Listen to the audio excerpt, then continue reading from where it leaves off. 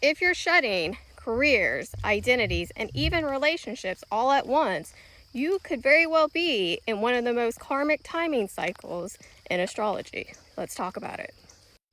So when people are feeling stagnant or the energy just doesn't feel like it's moving, you almost feel like you're lost, there's a couple of things that I'm looking at. You guys heard me talk about zodiacal releasings. I do look at that in a lot of fortune, a lot of spirit. I also call it the part of fortune, part of spirit. But I also look at Daria to see what period you're in, as well as your perfection year. If you don't know what a perfection year is, just go and Google it. I think most of the astrology sites have it where you can pull to see what year you're in. So if you're in a year that's ruled by Saturn, which is usually Capricorn or Aquarius, like there's certain themes that are activated. But if you want to take it a step further, you can see how it's personally activating your chart.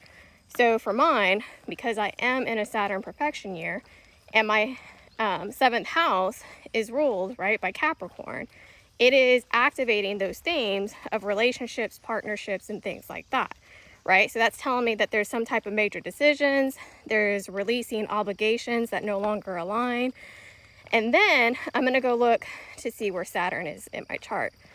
Saturn for me is in my 5th house, it's in Libra, and it is literally conjunct Pluto by 1 degree. And what that's telling me is there's a restructuring of creative work, business, pleasure and play. And with Pluto, it's complete transformation. It's turning that part and that theme into something completely different, something that's more authentic and aligned with my soul.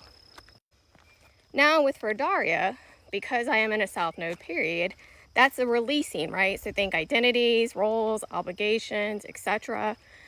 It's a closing of karmic cycles. And because my South Node is sitting in my 6th house, Sagittarius, there's these themes of overwork, perfectionism, staying in jobs that limit my freedom, believing I have to earn work through productivity.